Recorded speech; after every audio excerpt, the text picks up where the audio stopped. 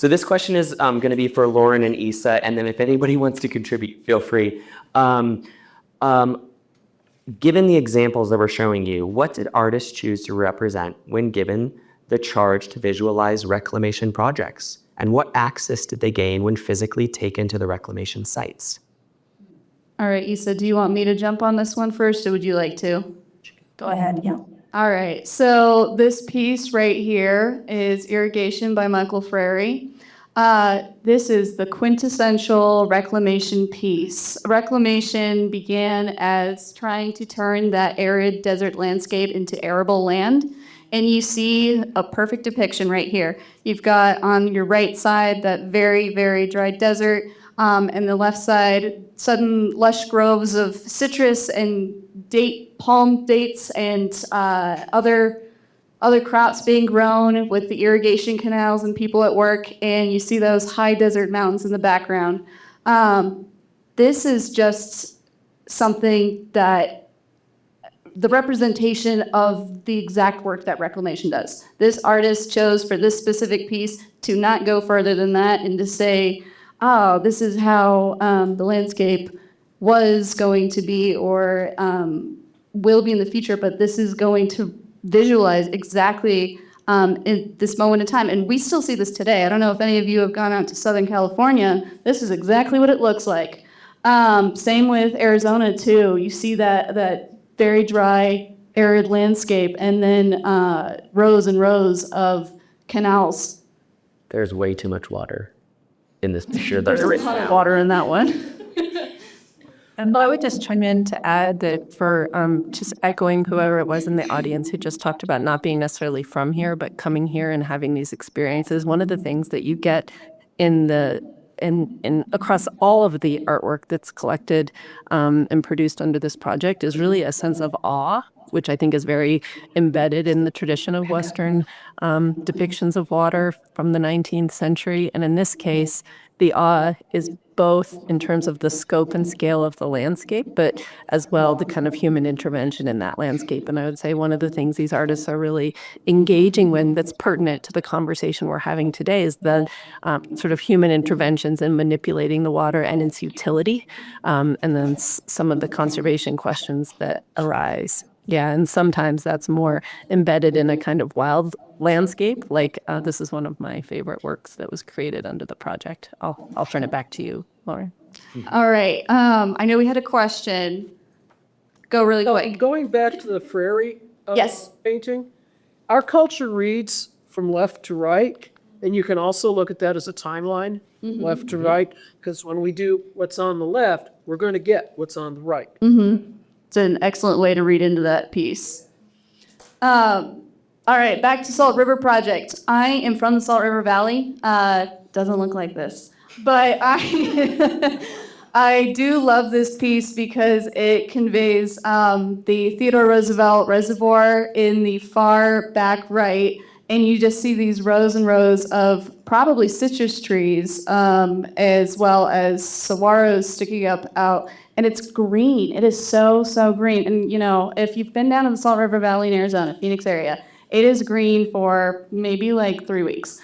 But this is a wonderful piece that was done over a series of trips to the Phoenix, the lower Colorado basin. And we talked a little bit, not myself, but Jason, you talked about a little bit, the split between the lower Colorado and the upper Colorado and how reclamation does manage it based off of those two separations. So this is one of those very important reservoirs for the lower Colorado region.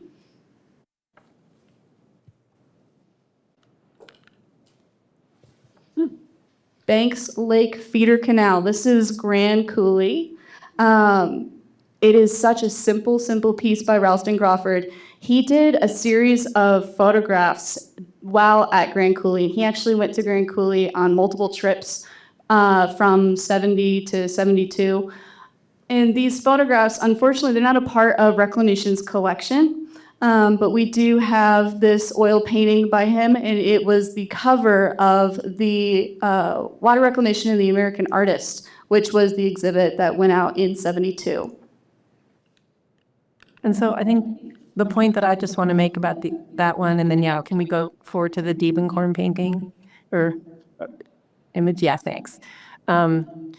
Is that there's just, when you think about the inspiration and the experience of these artists in being commissioned to participate in creating this visual culture of water, you get a pretty diverse range of images across artists working in different visual modes, some of which become transformational within the visual production of the artist. And maybe, I don't know if, Brandon, you want to speak a little bit to the impact on your broader practice of your participation in this one project, but I think that the ideas for a lot of these artists then permeate into other areas of their work. And Richard Diebenkorn's work of the Lower Colorado, which is represented in a lot of large-scale landscape paintings in major museum collections now. It's really interesting to see 10 of these works in the Reclamation collection. I don't know, Brandon, if you want to comment on that. Sure. I think, again, talking about the education and the outreach, the engagement, also that happens for us, or for me as a visual artist, for example. I learn tremendously from people. And I think this is where I'm going to reference some of the dichotomies we've talked about a little bit, Isa, is that you'll notice throughout the content that we're showing from the collection is that there's this idea of arid and arable, pre-modern and modern, and looking at analog and technology and how these things change and inform how we as consumers view the landscape based on what we are shown, as an example.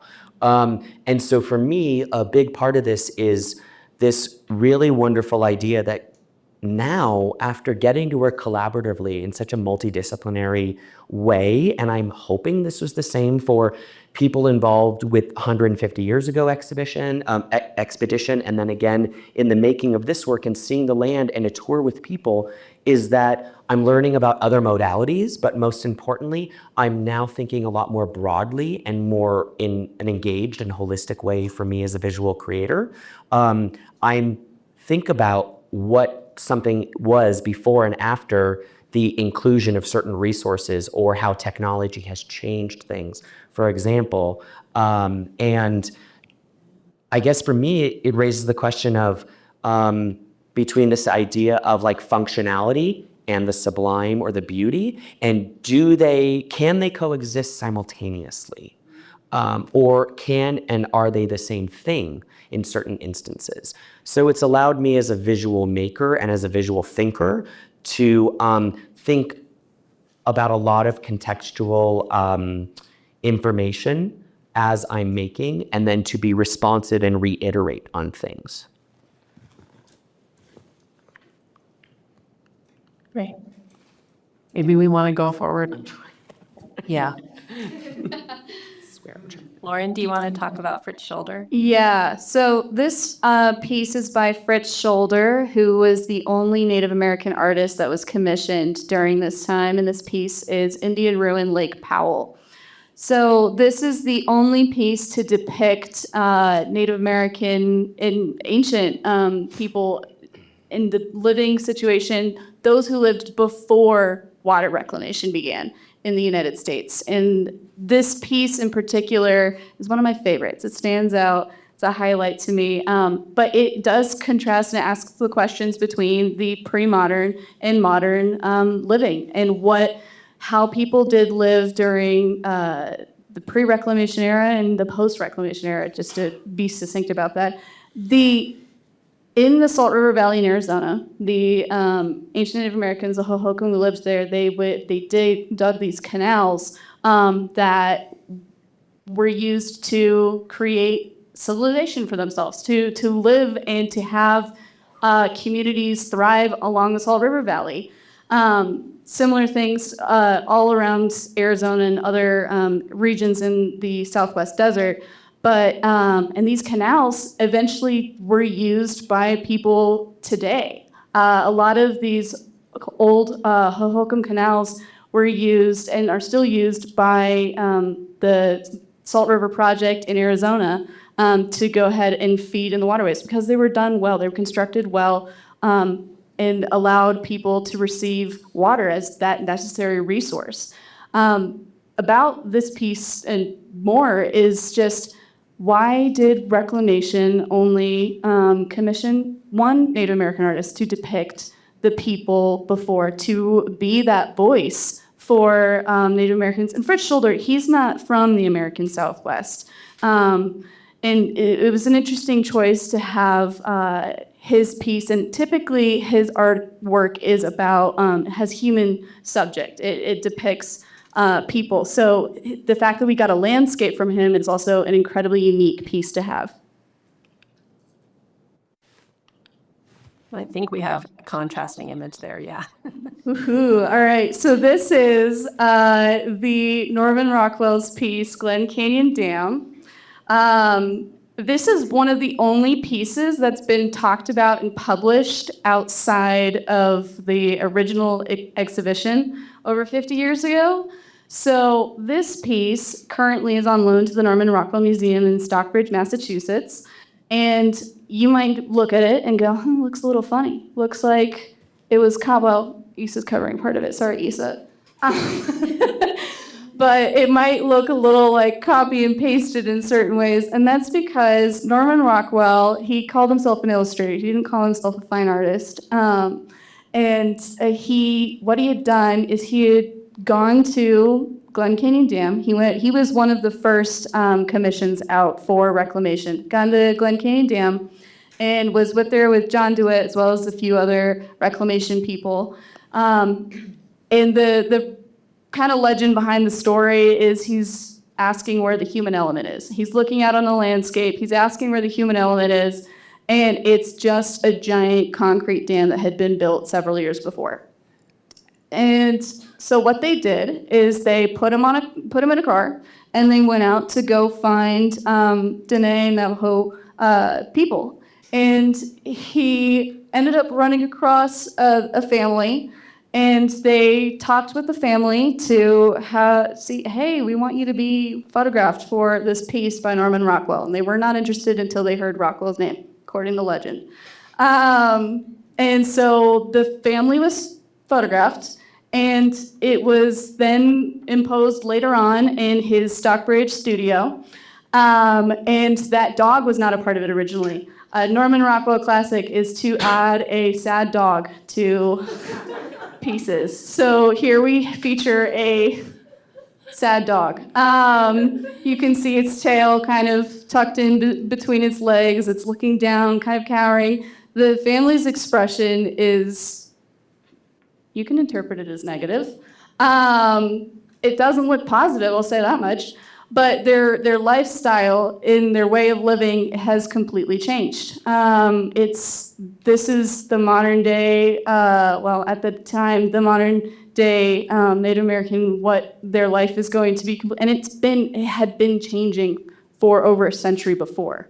This is just another thing that had impacted their lives. And then in that top left, to be very English teacher, Norman Rockwell added in a bald eagle, and I believe that's a red-tailed hawk. And so interpret that as you will.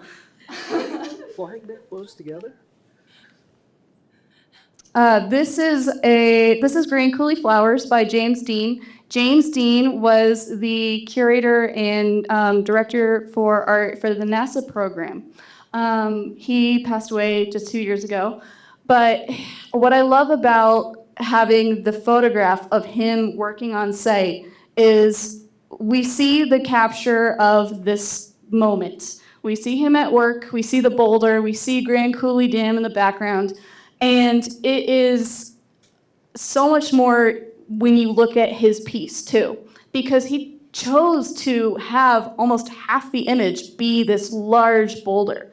And why would an artist do that? His message might be man versus nature, talking about, okay, we've got this huge dam that is entirely put up the river in the background. It's created the reservoir, I believe that's Franklin Delano Roosevelt Reservoir. But he's got these flowers in bloom and this boulder that sits, and the conversation might be, what will happen in the future? Does nature overcome this construction that man has made to dam up the river? I suppose that referentially it could also be just a reference of what is cut off. Yes. and what, the resources are now no longer there for the land, but maybe they are now being taken elsewhere and not for the people.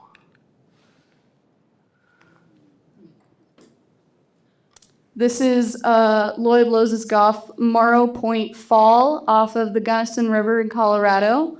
And I'll just say of this, I included a couple of these photos of the dams because I think one of the things that's interesting, again, in relation to this conversation about water in the West and management and technology and kind of human ingenuity and for good or bad, really has to do with the fascination of the scale of these public works projects. And in the my own interest in this, I mean, my family drove across country, stopped at the Grand Coulee Dam, singing Roll on Columbia, that Woody Guthrie song from 1941 was commissioned by, again, the WPA.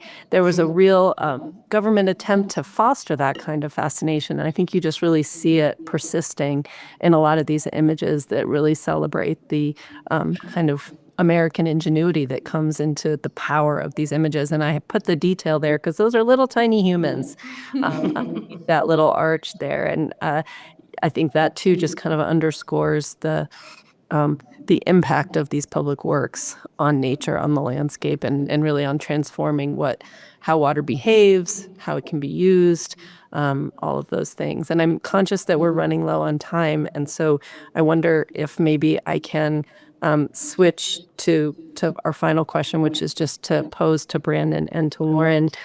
If you could talk for a minute about what you think the impact of these visual representations are. And Brandon, you've talked a little bit about sort of education and advocacy, but I wonder if I can go to you first and see if as you're looking at these images from the government project and thinking about it in relation to your own practice, do you want to comment on what you think the impact of the visual culture is on these broader conversations about water in the West? I got distracted. Could you repeat the question? What is the impact? I think that when we're just breaking it down to something as simple as there is something like, oh my God, I blocked it again, a project where we are trying to potentially, sway the public to be invested or believe in an initiative or a policy. I think a lot of times the role of this work, it can be to steward easier times of change. So that's something I think about and I wonder in this thinking is do the artists know what they're getting into? Are they part of something for an experience of it? And then do they know that what if their work is used with ulterior motives, for example? Or are they completely complicit? Or meaning, do they actually even know what the overall intent is? Going back 150 years, we're looking at drawing and painting for the first time what that river basin looks like. And then looking at 60 years ago, we're looking at what the landscape looks like after this modernization and this, let's say, access. So for me as a visual person, I'm constantly thinking about the role I'm in and whether or not whatever I make, especially if it's part of a larger project that is sometimes out of my control or collaboration, is it making or is it sharing an idea that I believe in fully? Is it being used in a way that I believe in? That's a great segue to hand it over to Lauren as an employee of the Bureau of Reclamation, but not one of their engineers or policy folks, but as a steward of this collection. Lauren, I wonder if you just want to talk a little bit about your sense of the impact. And maybe as we think, I'll just introduce here that Lauren and I are working with the American Heritage Center folks to plan an exhibition of these works in 2027. And maybe, Lauren, you want to think about what your motivation is there in terms of wanting to share this collection again. Yeah, that would be the first time in over 55 years. So I'm really grateful to have met you, Isa, and been sought out for this. But the impact of these visual representations, they're time capsules of their era. The work has been hidden away. It's not been seen. The program was ended, and that's due to tax reform. and the lack of payment to artists because it was more of a reimbursement for their expenses during the trip, not to pay for the artwork itself.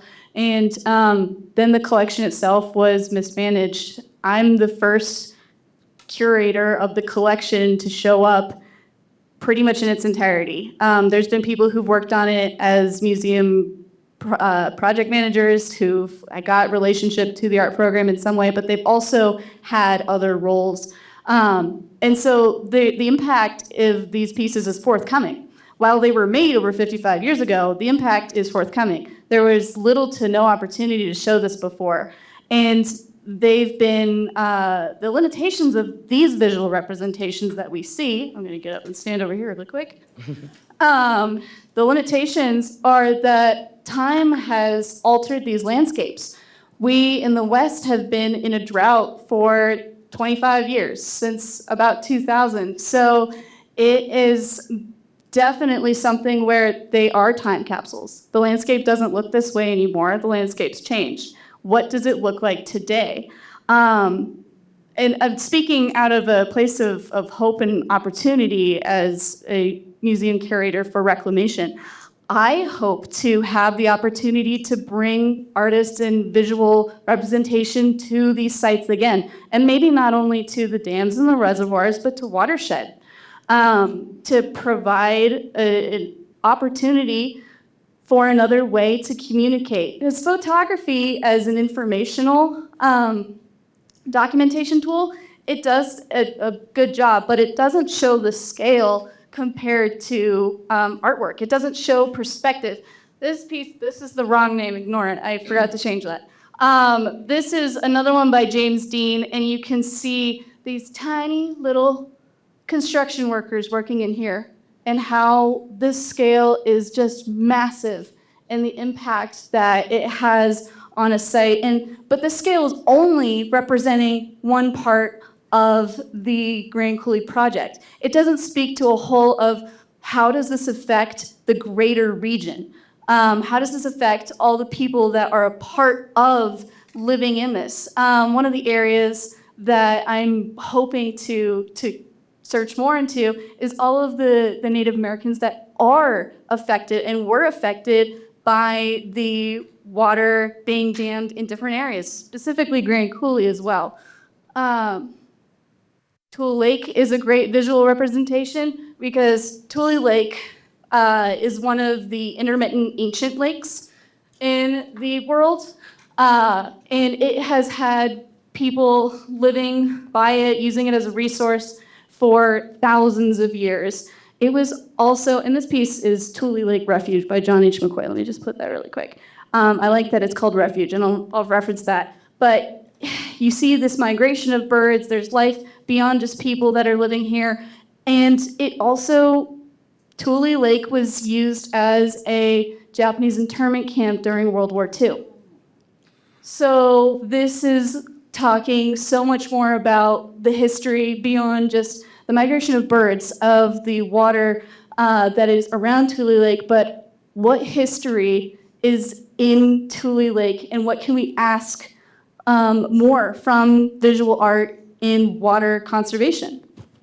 I think for me, I read this piece as being influenced by the fact that the Japanese internment camp, you see the difference in brush strokes here and the difference of saturations and tonal values. And so I feel like there's, whether clearly or not as clearly, a significant message here that's worth thinking about. Again, going back to the idea of memory and how memory can influence and inform. I think that, just going off of that, it's incredibly important to learn history, to learn about what has happened at sites and its places before, because without that knowledge that it's an ancient lake, that people have been living there for thousands of years, that it was a Japanese internment camp during World War II, what would your opinions, what would your impression have been just of this visual piece? Would you have actually been intrigued, or would you have been like, oh, it's another boring landscape with some birds on it?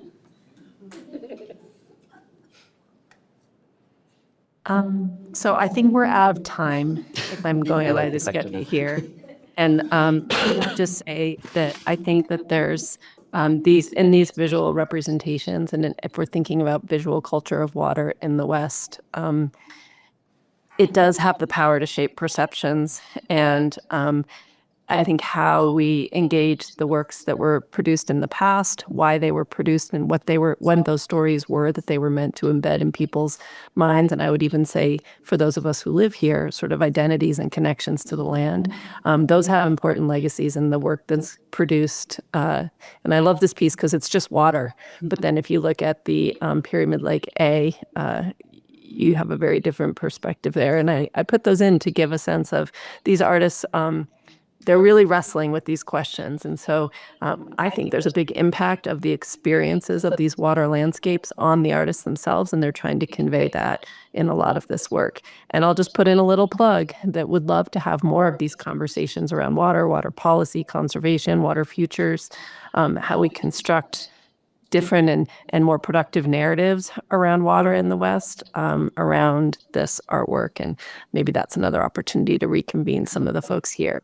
So I'll just say thank you. And I don't know if we have time for questions here. I think it's the open discussion period now. Yeah. First of all, let's give these three a rise.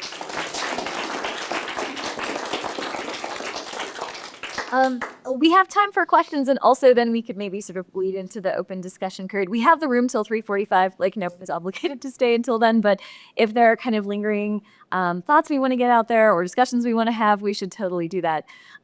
We'll front load our questions for these guys, and I think it'll just happen naturally that we'll start having a broader discussion if indeed we're going to have one. I'm going to go first because I'm taught and I'm ready.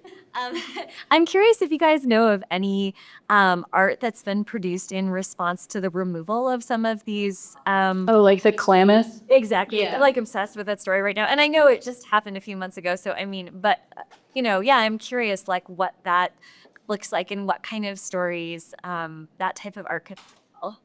I think that there's an incredible opportunity for art with that. Do I know any off the top of my head? I can't answer that for you. I don't know of any artists who are doing work based off the Klamath, but I'm sure that the tribes around there, those nations and there's got to be people who are absolutely creating work around that. And I would love to see that impact and see what they're doing. What a crazy time to be living in for that to happen. We'll see what happens in the future. And can I just add, Julie, that I think that's a great question and would be interested in looking at the visual culture leading up to the taking or the removal of those projects. Because I know there's just a tremendous amount of advocacy that went into that. And when you think about visual culture, obviously the three of us are interested in it from a fine arts perspective, but there's a much broader kind of visual culture that goes into influencing perceptions in that way. Yeah, totally. And I would say that the photographs of the removals, High Country News covered some of that. I drank those in. No. The feeling so that the impact of photography in that case of the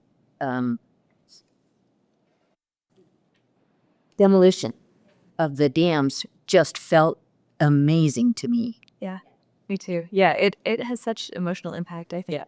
Some of the photography around the kayak expedition that was made by the tribal teams down the Klamath after the undamming. Like, it has such tremendous documentation of that. I've just been so moved by reasons. Yeah. Questions? We'll go back here in the notes. There's a famous photograph. It's in the book Cadillac Desert that I think should be included in the exhibition, and it was a picture of the president signing the document that caused all the damming along the Platte, the North Platte, that flooded out every dam was right above the white communities, and it flooded out the reses all the way up. And I think that the Native American man there is weeping. And I think that should be included in this exhibit. Thank you. It's a good read too. Back to the Klamath stuff. A Yurok tribal member just released a book about the fight to get those dams removed. Her name is Amy Cordalis Bowers.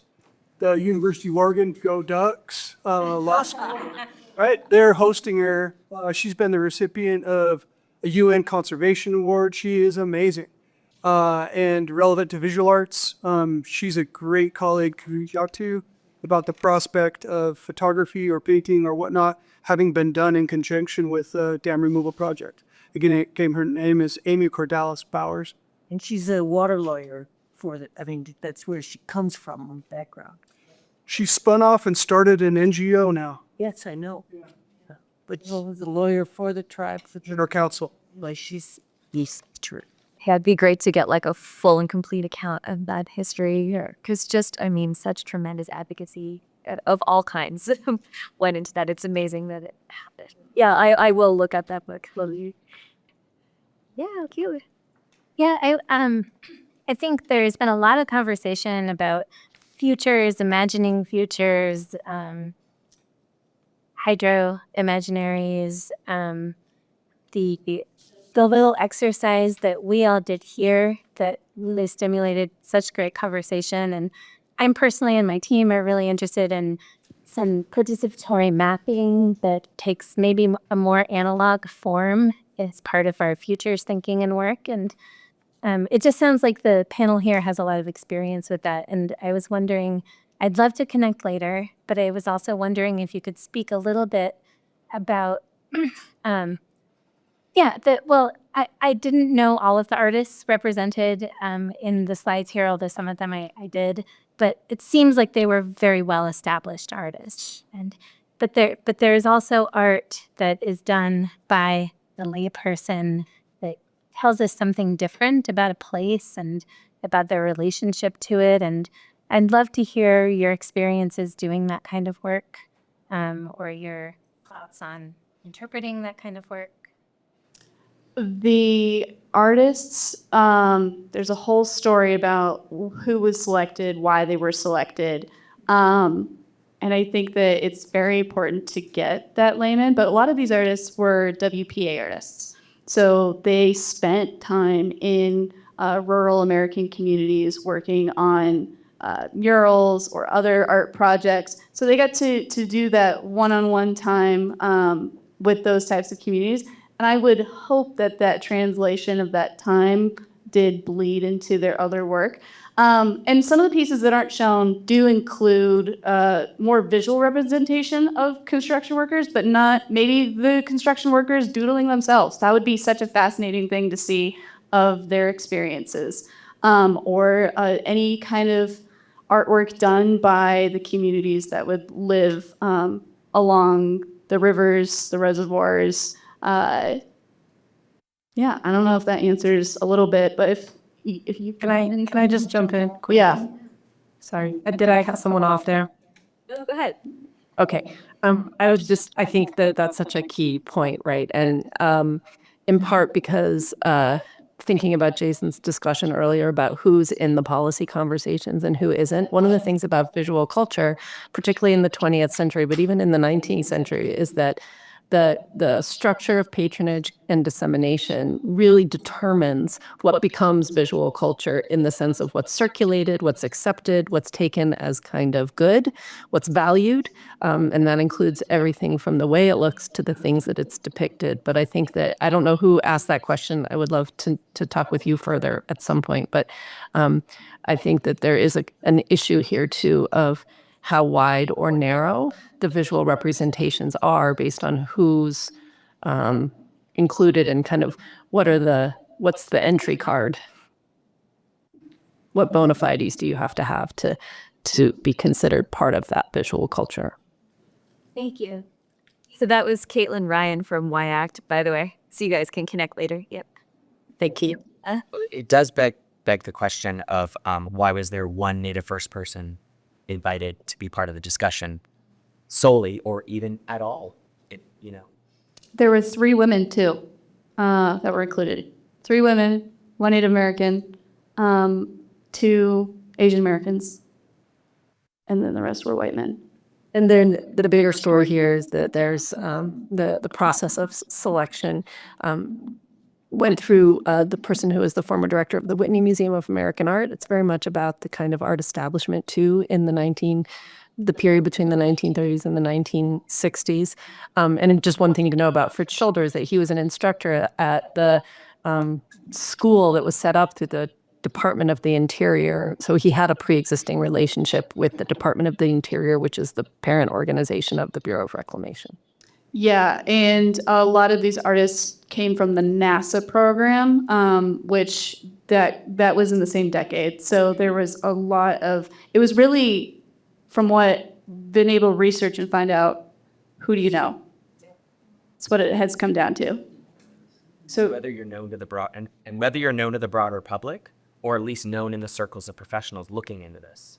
And I think that for today, and the opportunity that social media and this globalization has provided us is a wider window of opportunity for artists of many, many, many different backgrounds. Maybe it's people who don't consider themselves an artist, but they do create artwork.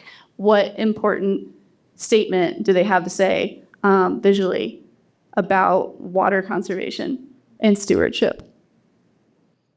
I have a question along those lines that's just been marinating. So dialogue about water can come from a lot of different directions, from folks in a lot of different fields and a lot of different areas of the culture, you know? What do you think is most remarkable about visual dialogue or visual communication pertaining to water?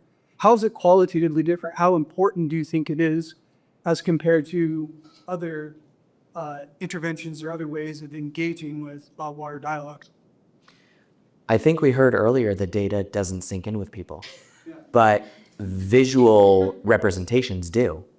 And I think for me as an example, I'm a visual thinker, learner, maker. So I close my eyes and I can see the waterways exactly as I saw them earlier.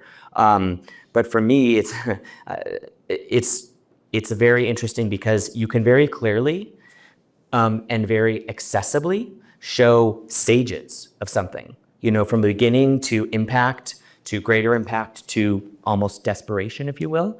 And it's tangible and anyone can access it. Functionally speaking, visually impaired people might have a different interpretation as an example, but unlike written language or spoken word, visual content allows people across any language to read and understand something.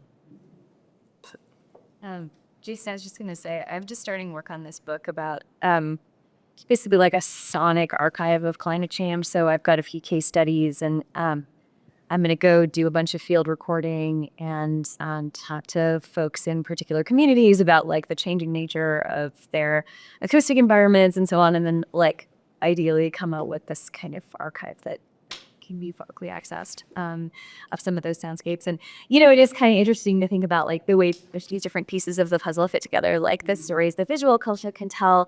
I'm interested in sound for a bunch of reasons. And so I'm also interested in like how that can contribute to our understanding of our changing environment.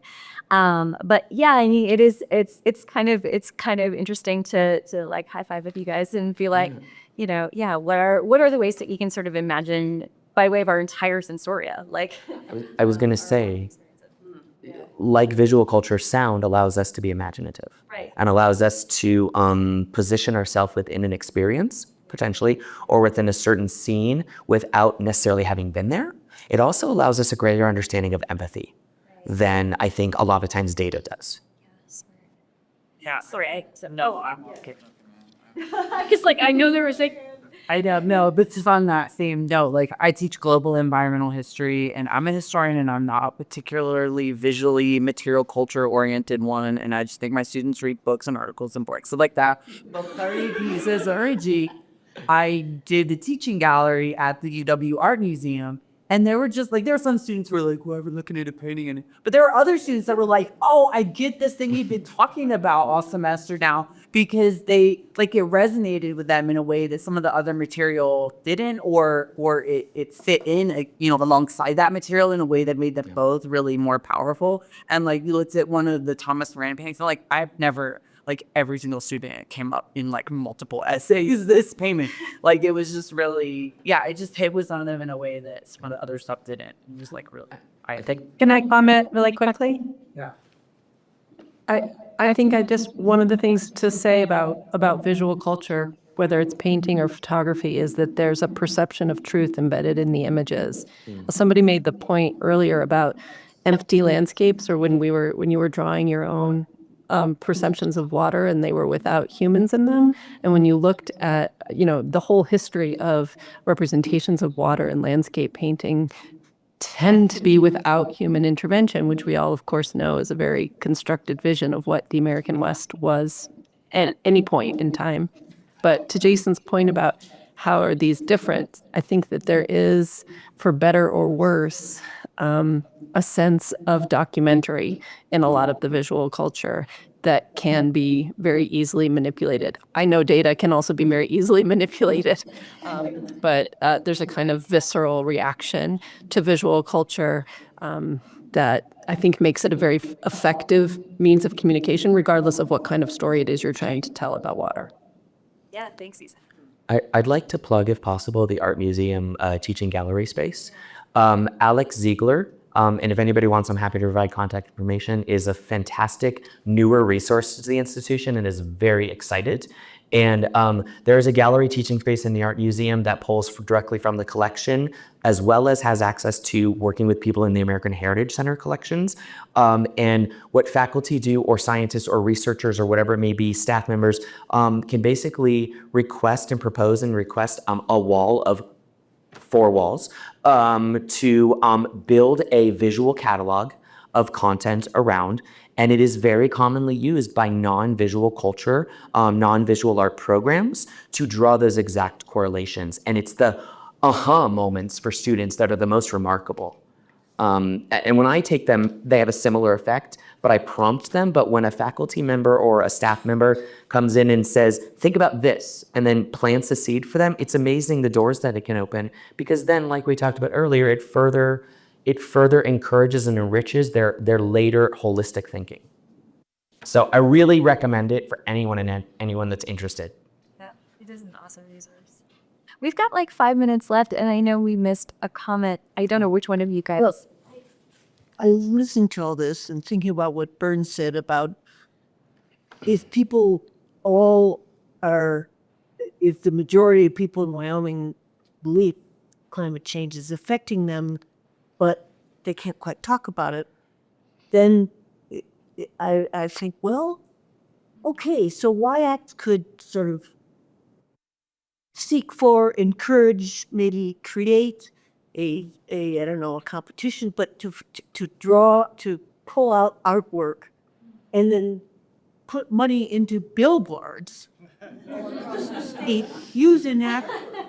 And that we had an idea years ago about an interactive map of Wyoming where people could post what they saw that was different about their place that was changing.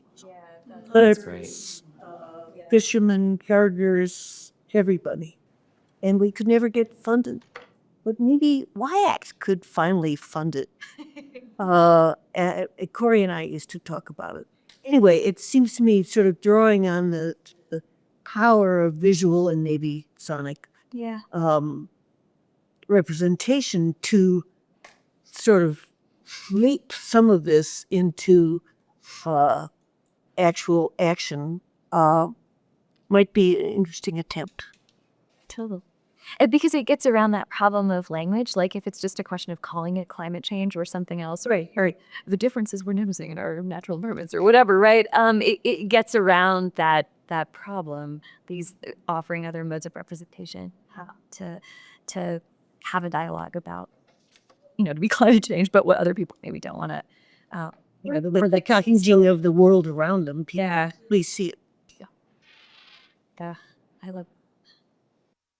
I'd love to try to circle back to Allison's and the group presentation as a kind of final moment, but I have this thought that keeps coming and going, so we'll see if it comes back again. Because I was struck in part by the story beginning with notions of an 1868 water right. And I'm noodling with Nick Estes's book, Our History is the Future. As in this, how do we envision change? But tying it to a restoration of indigenous presence in this state, that our imagination of this state is so predominantly settler colonial. That if in that picturing, could it be a picture? And I think, Allison, one of your phrases was, you noted the Crow term for the area. Could you remind me that name? Yes, so, and I only know that because Hunter Old Elk, who's a curator up at Buffalo Bill, gave a presentation at the Art Museum last year, and before she came down, she called her grandmother and said, I'm going to go to Laramie. I've never been to Laramie. Can you tell me about it? And her grandmother told her, oh, our people used to call it the land of the many cottonwoods. Hall Taylor has a story that it's also, the Lakota called it the land of the thunder beings. But I will tell you, I've tried to find indigenous sources to back this story out some, and I haven't been able to make connections. I asked Fish and Wildlife, they didn't have any, so I would take aid and help to do that, because I had never thought of the Laramie Valley as a verdant place. But for people who'd been here for thousands of years, you come over one of these ridges, and those two rivers coming together, that's a big, with herds of bison in it, that's a big, big, important deal. And because compared to the Tetons, we're peanuts. But I had never thought about it as a wet and beautiful place. And so even the name, the land of many cottonwoods, itself is a painting, right? And so a way of naming that carries with it evocation of place and a whole ecosystem, because the cottonwood is essential to our ecosystem. Anyway, it just strikes me that part of the story that we've begun here, I wouldn't want it carried away into continuing settler colonialism if it could also unsettle and restore indigenous place. That feels like a pretty great note to end on. I mean, maybe one more round of applause just for all the participants and for all of you guys for sticking out the entire